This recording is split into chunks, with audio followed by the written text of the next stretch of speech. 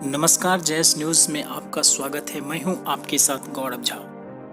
कृषि कानूनों के खिलाफ आज देश भर में किसान सड़कों पर दिखे, बड़ी तादाद में और चक्का जाम किया।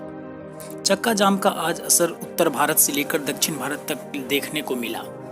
यूपी और उत्तराखंड को छोड़कर देश के तमाम जगहों पर दोपहर 12 बजे से 3 बजे के बीच चक्का जाम किया और बड़ी तादाद में किसानों ने ट्रैफिक जाम भी किया, जिससे ट्रैफिक पूरी तरह असर देखने को मिला। बता दें कि कई सड़कों पर गाड़ियों की लंबी लंबी कतारें भी देखने को मिली तो कई जगहों पर सन्नाटा पसरा दिखा। चक्का जाम के मद्देनजर दिल्ली में सुरक्षा के कड़े इंतजाम किए गए। दिल्ली के अंदर और बॉर्डर्स पर करीब 50,000 जवानों की तैनाती की गई, जिससे गणतंत्र दिवस जैसे हालात का सामना कहीं न करना पड़े। हालांकि दिल्ली एनसीआर में किसान नेता राकेश टिकैत चक्का जाम नहीं करने की बात कही थी। वही हरियाणा के पलवल के पास आरोहण चौक पर किसानों ने जमकर विरोध प्रदर्शन किया और सड़कों को जाम कर दिया। वहीं गुरुवार को कृषि चौक पर किसानों ने चक्का जाम कर दिया। कृष्ण चौक दिल्ली के नजफगढ़ और कापाशेरा बॉर्डर से 2 किलोमीटर की दूरी पर मौजूद है। बता दें कि जम्मू हाईवे पर चक्का जाम का असर देखने को मिला। किसान संगठन और उनके कार्यकर्ता बड़ी तादाद में सड़कों पर दिखे और कृषि कानूनों के खिलाफ जमकर नारेबाजी भी की। पंजाब में किसानों का चक्का जाम का बड़ा असर देखने को मिला।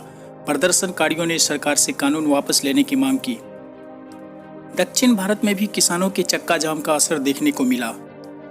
बता दें कि केंद्र में कृषि कानूनों के खिलाफ बेंगलुरु में भी किसानों ने चक्का जाम किया।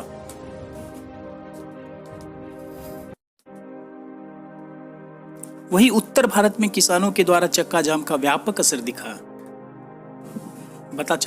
बता दें कि रांची कोलकाता राष्ट्रीय राजमार्ग पर किसानों के चक्का जाम की वजह से आवाजाही बंद रही। इस दौरान सड़क पर सन्नाटा छाया रहा। रांची कोलकाता राष्ट्रीय राजमार्ग पर किसानों के चक्का जाम की वजह से आवाजाही बंद रही। इस दौरान सड़क पर सन्नाटा छाया रहा। वहीं बता दें कि उत्तर भारत में किसानों के द्वारा चक्का जाम का व्यापक असर दिखा। कृषि कानूनों के खिलाफ आज देश भर में किसान सड़कों पर दिखे, बड़ी तादाद में और चक्का जाम किया। यूपी और उत्तराखंड को छोड़कर देश के तमाम जगहों पर दोपहर 12 बजे से 3 बजे के बीच चक्का जाम किया। ट्रैफिक पर भी असर देखने को मिला। कई सड़कों पर गाड़ियों की लंबी लंबी कतारें भी देखने को मिली तो कई जगहों पर सन्नाटा पसरा रहा।